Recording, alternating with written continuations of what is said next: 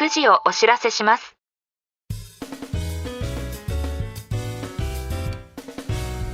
This program is Whiskey Radio, Drama FM.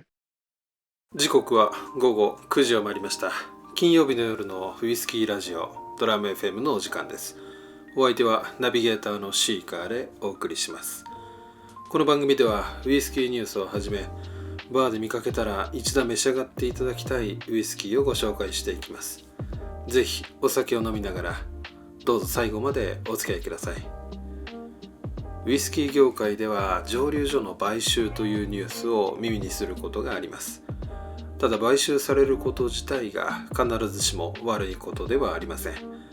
むしろブランドが次のステージへ進むきっかけになることもあります。先日発表されました世界的な酒類メーカーバカルディ社がアイリッシュウイスキーで人気のティーリングウイスキーを完全買収したと正式に発表しました。バカルディは2017年にティーリングへ出資し、世界的な流通をサポート。2023年には経営権を取得していました。そして今回、残る持ち分も取得し、100% 子会社となっています。とはいえ、今回の発表で安心した方も多いと思います。ティーリング兄弟ジャック氏とスティーブン氏は引き続きブランドに関わり、今後も成長を支えていくことが発表されています。ティーリングは2015年、125年ぶりにダブリンで創業を始めた蒸留所として、アイリッシュ復興の象徴的な存在になりました。そして今、世界規模の販売網を持つバカルディの一員になることで、さらに多くの国へその魅力が届くことになります。クラフト蒸留所が育ち、世界企業の力を借りてさらに飛躍する。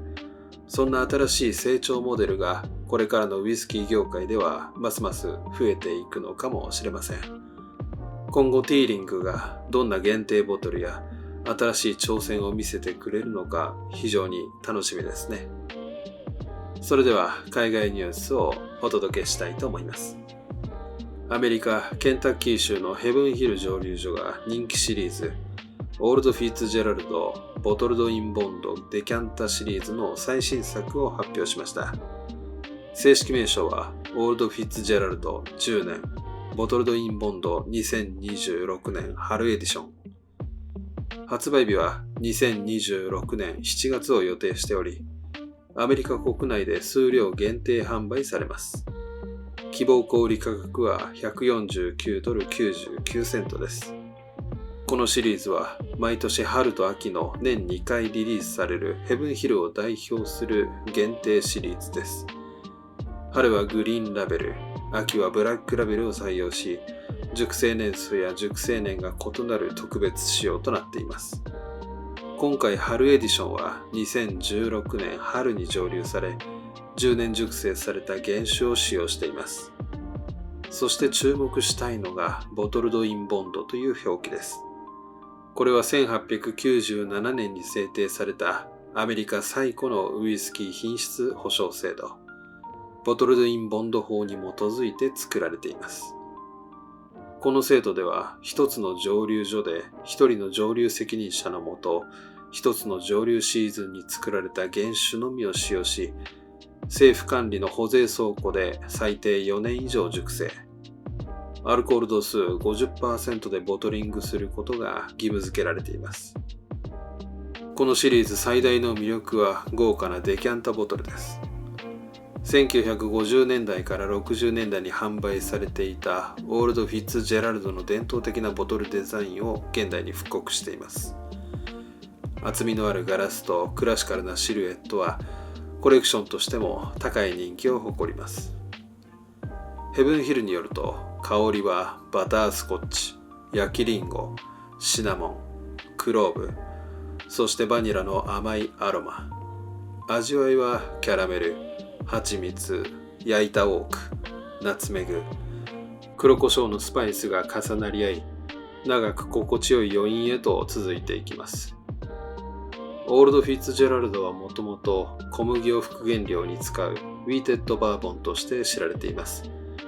一般的なライ麦主体のバーボンに比べ、口当たりが柔らかくクリーミーで上品な甘さが特徴です。そのため長期熟成による樽由来の風味とも非常に相性が良く、このシリーズは毎回高い評価を獲得しています。近年のアメリカではプレミアムバーボン市場がさらに拡大しており、こうした限定シリーズは発売と同時に完売することも珍しくありません。今回の10年熟成もヘブンヒルを代表する一本として、世界中のバーボンファンから注目を集めそうです。動画の概要欄に公式サイトのリンクを貼っておきますので、気になる方はぜひチェックしてみてください。ドラム FM では皆さんからのお便りを募集しています。いただいた内容は番組内でご紹介させていただきますので、おすすめのウイスキーや素敵なバーのご紹介などコメント欄にお寄せください。感想や質問も大丈夫です。たくさんのお便りをお待ちしています。それでは今日のゲストなんですけども、この番組ではゲストと称しまして、私が購入したウイスキーを皆さんにご紹介したいと思います。本日は新道蒸留所から新道ザ・ブレンデッド2026ノンピーテッドです。新道蒸留所は福岡県朝倉市にて2021年8月に稼働を開始しました。100年前に高峰蒸吉博士が麹を使ってウイスキー製造に挑んだ志に触発され、伝統と革新を融合させた設備と製造技術を導入。福岡で独自酵母による発酵や科学と職人技の融合により重層的な香味を追求しています。特徴として通常使う酵母に加え、もう一種の独自酵母を加えて奥深い香りを実現。さらに最新のオーダーメイド装置で精密に管理しながら、重要な過程は熟練スタッフが手作業で調整します。2025年の国際的な評価も上々で、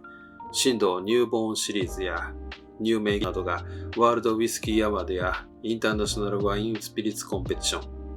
東京ウイスキースピリッツコンペティションで様々な賞に輝き、高い評価を受けています。また、蒸留所見学ツアーも実施しており、五感で味わうウイスキーの魅力を体感できます。もっといいものを、挑戦と探求を続ける福岡の蒸留所、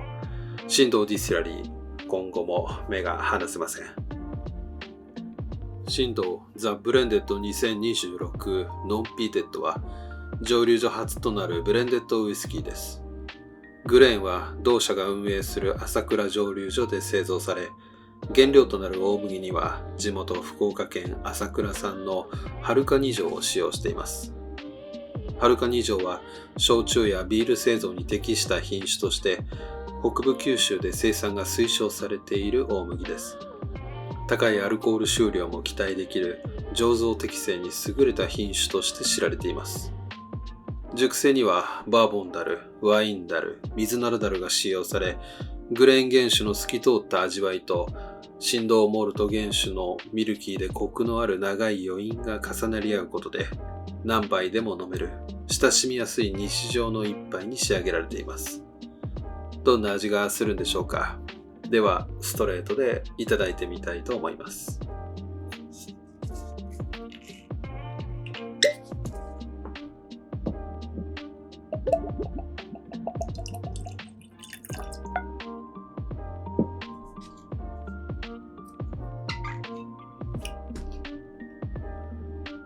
はい、注ぎ終わりました。色味は明るいイエローですね。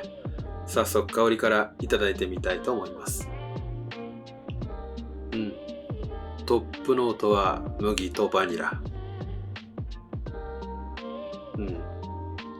ミドルノートは剥きたてのみかんの皮。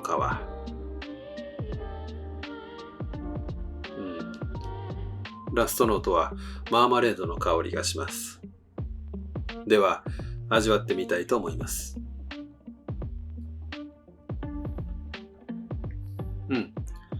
口当たりはややオイリーで、ボディはライトからミディアム。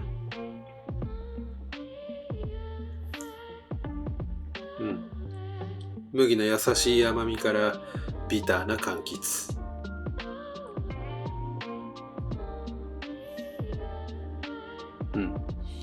軽やかではありますが、薄いわけではなく、最初と最後にしっかりとした味わいが感じられ、飲み応えを表現しています。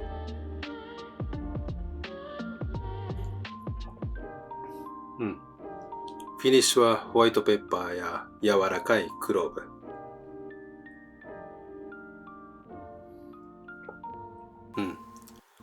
バターのようなコクとミルキーな余韻が穏やかに続きます。